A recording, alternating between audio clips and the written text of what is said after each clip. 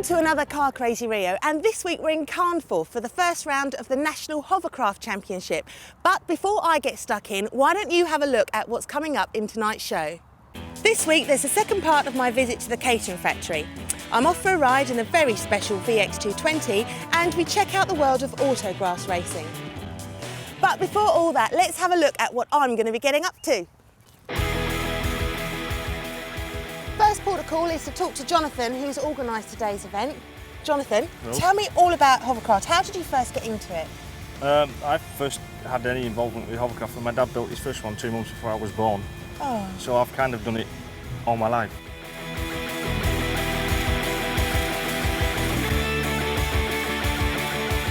So is this your hovercraft? This is actually my dad's. So talk us through this beast then. This one is a recreational cruising craft. It's a hovercraft that we use for playing in. It's not really a thoroughbred racing craft, but they do race them. It's electric start. It's a lazy man's hovercraft. How fast will it go? This one will probably do about 35-40 mile an hour.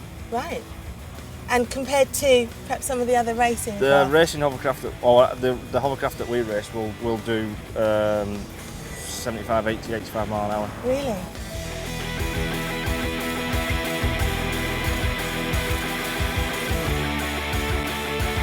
You were saying earlier that you only race these on the water in a lake like we can see behind us. Well, we use mixed courses, land and water.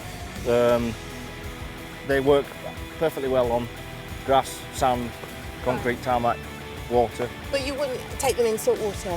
I won't take my racing hovercraft on salt water, only because I don't like the salt on the engines, but this one will quite happily go on and be used as a cruising. So Jonathan, if I want to race hovercraft myself, how much will it cost me to build one and how do I go about doing it?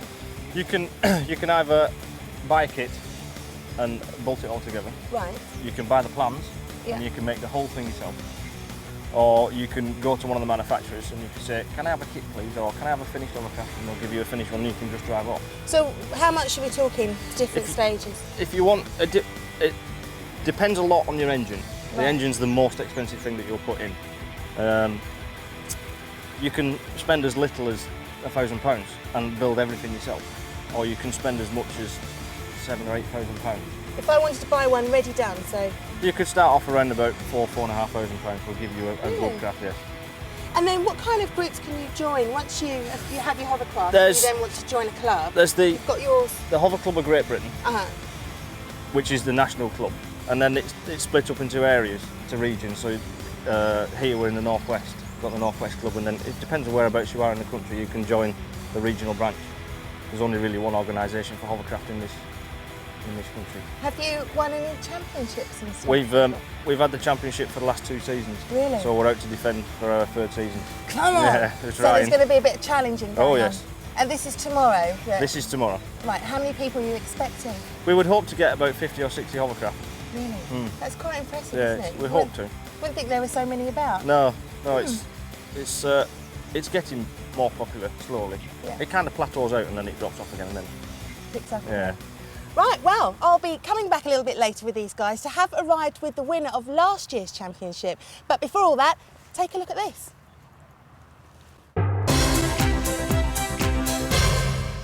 Now, you may remember a couple of weeks ago I came to Caterham to see what their cars are all about, and now I'm back because I've been promised a drive. Hello again, Derek. Hello, how are you? Very well, thank you. I hope you're a man of your word, because last time we met you promised me a drive in one of your cars. I did? You did, yeah. Oh, right. We've got it on film, so we know. OK, we've had a little think since you were last here. Right. This is something we developed last year.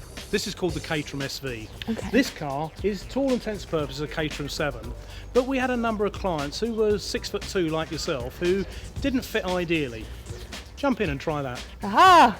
This is especially for big people.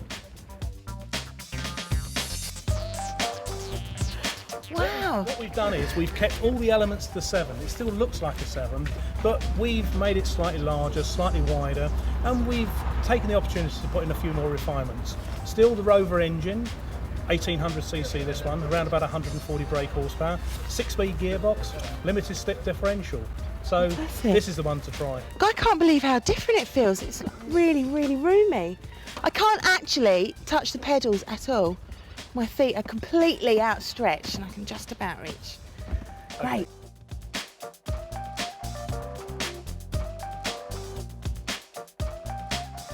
Okay, Yes, feel comfy? yes, very comfy. Ready? Yes, anything I should know? Any handy tips or is it quite straightforward? You're a biker. You appreciate handling, you know all Yes. the things, the good points about it. Okay. Go out and enjoy yourself. Thank you very much, sir. I'll see you later. And you.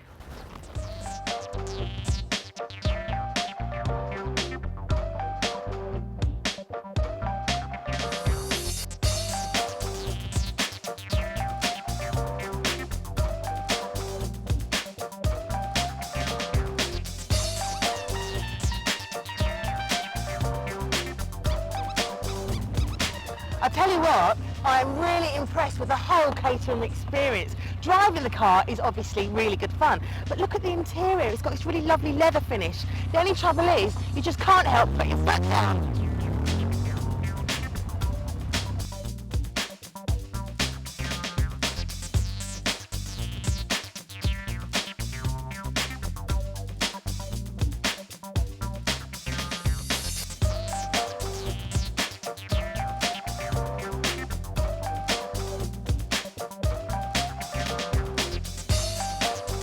Now you may remember a couple of weeks ago we were talking about the Lotus 7. Well, this is the fine man who invented it, Colin Chapman. And this is my mate Derek, who's also got connections with the Lotus heritage. Hello again. Hello. Mallory Park. We're just a couple of miles down the road from our showroom. Right. Here we test cars, we go racing. We have a car here today that you may be interested in. It's a series that we run strictly for novices. Fantastic. Racing sounds like my kind of game.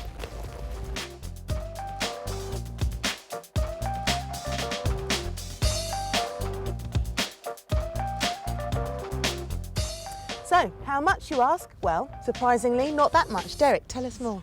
Caterham Racing. We run many classes, but this is where we start. This is Academy Race Series. It's for sheer novices, never held a race licence before, and £15,000 you have a car and we help you go racing for an entire year. Well, how does it work? You have to buy the car first and then you pay 15 grand to enter the races? No, we sell you a complete car in pieces for £15,000, and included in that price we organise all your racing, we organise all your technical support, we organise obtaining your race licence, everything for you. All you've got to do is turn up. What if you're a bit like me and don't fancy building a car like that from scratch? They're not that difficult. It takes around about 70 hours, but if you want, we'll build it for you for around about £2,000. All you have to do is put fuel in the car and turn up. We will arrange for professional tuition for you. We will arrange for you to gain your race licence. So the overall cost of what it's going to cost you for a whole season's racing? Is minimal. Hmm. You need a sponsor.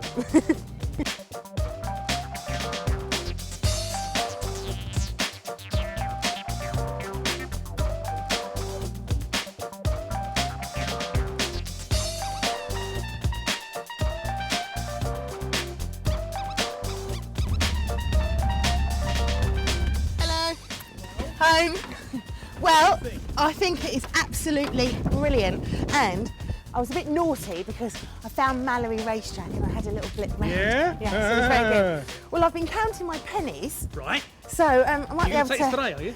Well, yeah, I'm kind of interested in that, but to be honest with you, I would rather go racing.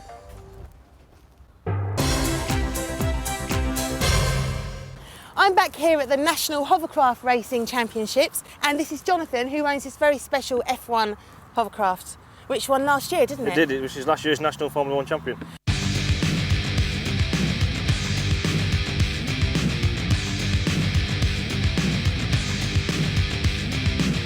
So we've had a look at the other hovercraft. What's the difference between this one? This one Speed. looks a bit more... This is Right. a lot quicker than the one that we were looking at before. Right, We have an engine at the front, which is dedicated for lift, right, and we have an engine at the back, which is dedicated for thrust. okay. And this one will do twice the speed of the one that we were looking at before. We know the other one had 25 brake horsepower, Yes. so what's this? That's got 25 horsepower just for the lift, Right. and it's got 120 horsepower in the back for thrust. Top speed? 75, 80, easily. Really? Yes. Is it very tricky? Because obviously you've got two engines, so the first one there was just one lever. Yes. And you've got two. You just have to, you can control your speed a little bit more with your lift engine. So you can have quicker set-offs with your lift engine. Right. Because you can have the lift engine running half fast and then give it a fistful of thrust and off it goes, which is much quicker than the little quicker and more complicated as well. More complicated. To drive well, you get used to it. A learner. Yes, for a learner. So, well, he won last year, so of course he's going to be very Easy. confident.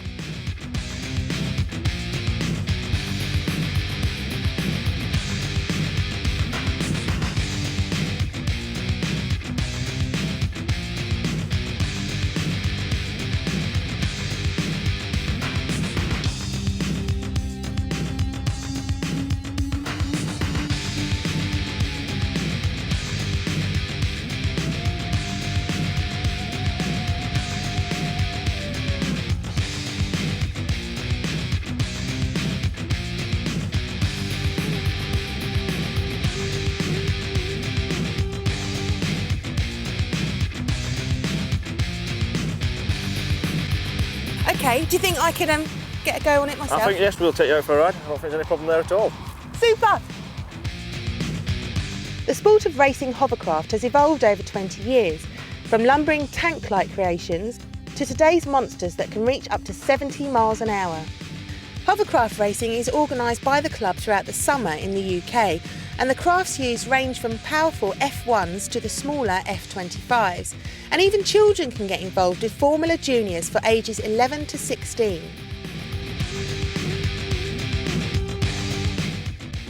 Coming up in part 2, it's another of my rides, and this week it's the Vauxhall VX220, and there's a quick look at the world of autograss racing.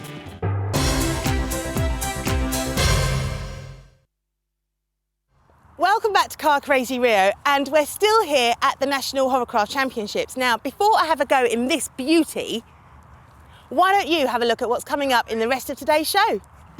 Still to come on tonight's show, it's the Vauxhall VX220 on the track in Rio's Rides, and we check out autograss racing and find out what it's all about. Finally, I get to have a go in this beauty. Yes, come on! The first ever hovercraft, the SRN1, was built in 1959 by Christopher Cockrell. But the problem with this hovercraft was that it couldn't cope with the waves, which were more than 50 centimetres high, or tackle obstacles on land, which were more than 24 centimetres high. This problem was solved soon after when the flexible skirt attached to the bottom of the craft was developed. This enabled the craft to handle a lot more than it could ever before. And so the hovercraft was finally invented.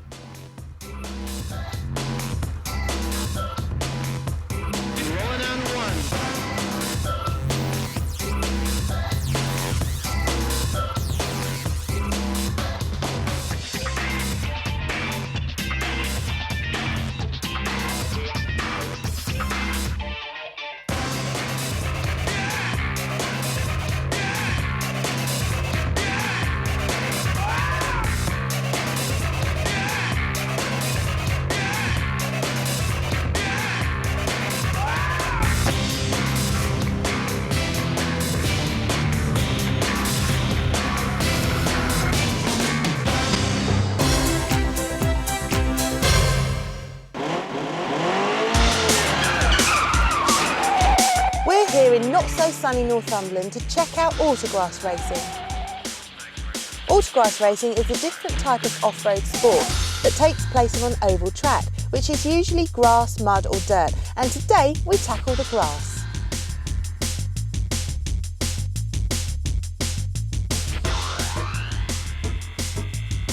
Even though autograss racing has been around for a pretty long time, it isn't very well known, as Peter tells us more. Well, it started just after the war when I believe some enthusiasts were looking for a low-cost motorsport, and they used to use old airfields after the war, and it just gradually progressed from there. And as you can see today, we're using a grass field, but we can use farmers' fields, we use stubble, you know, after the harvests and things like that. Autograss racing can be a lot of fun, but safety comes first. So what do we need to know? Jim tells us exactly what to look out for. Is the car safe, basically? Are the wheels attached to the frame? They're not going to fall off. It doesn't actually need a roll cage in it for this sport. But things like windows, is it going to crack? Is it going to spear and shatter and spear the guy? It's very much grassroots motorsport. I mean, it's not high speed, it's relatively low. If you get into third gear around there, they'll be lucky.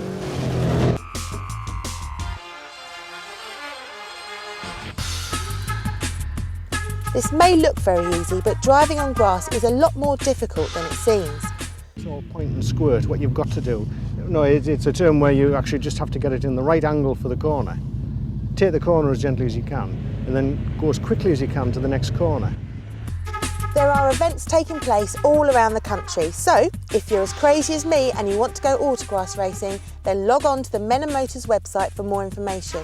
The address will be given at the end of the show.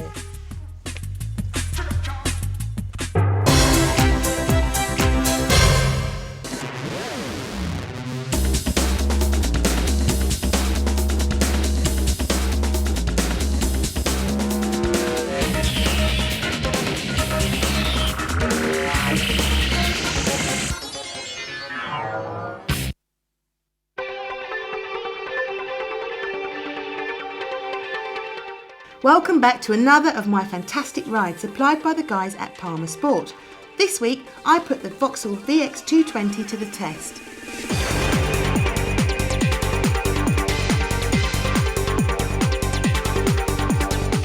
The VX220 is a unique open-top two-seater design and the most advanced sports car Vauxhall have ever developed.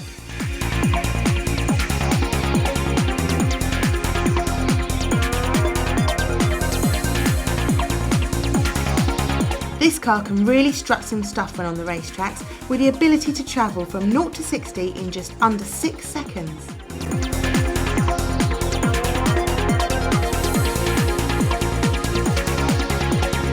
The sport seats are really good at holding me firmly in place, even when tackling corners like these.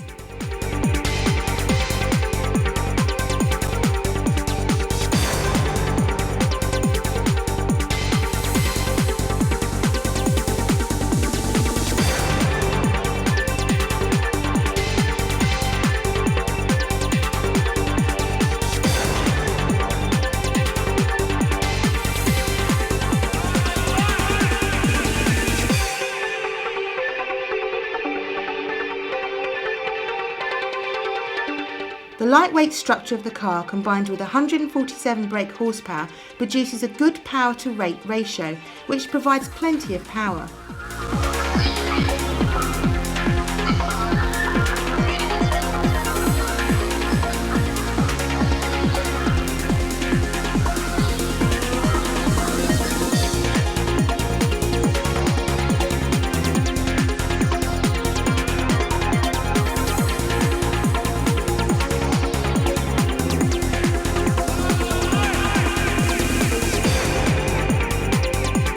When it comes to top speed, the VX220 is right in the middle of the road compared to the cars we've tested so far, with a very respectable 135 miles an hour.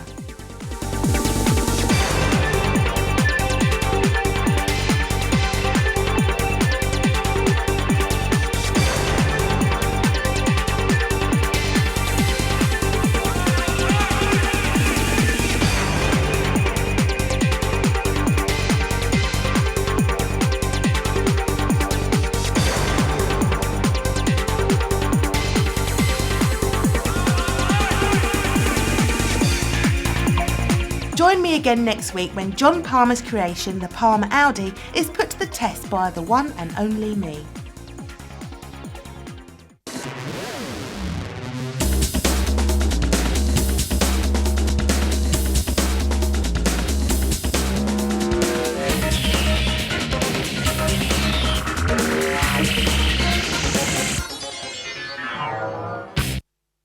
Okay, Jonathan, my turn to drive your beautiful machine. Thank you. What do I need to know? Right hand side, accelerator for the back engine. Yes. Left hand side, accelerator for the front engine. Right. Turn the handlebars, side to side. See the hovercraft side to side. This is a bit different, isn't it? This from is a the bit other different than the other one because you've got one extra engine at the front. But I mean the handlebars as well. The handlebars are a little bit different because they're at 45 degrees to you as opposed to 90 degrees like the other ones were. Is that the rev counter? That's the temperature gauge for the back engine. It tells you how hot the engine's running. So in the other vehicle, I had a rev counter. I had to make that sure was, that. Yeah, that was because that, with it being a slightly different engine, it runs a bit slower. Oh, so you have a okay. rev counter on that one. I don't have to think about that. No. And then you have the all important safety switch. So you put that around your wrist, tighten it up, so that when you fall out. When I fall out. When you fall out. Do you mean if? If you fall out, it stops the engine.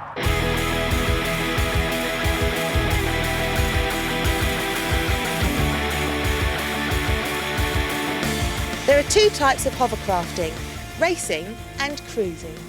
The difference is that racing is, well, racing, and cruising involves the use of hovercraft on places like open beaches. The people who get the most pleasure out of the speed demons are the ones who build them themselves. And if you want to find more information, the HCGB publish their own constructor's guide, which tells you everything you need to know about building your very own hovercraft.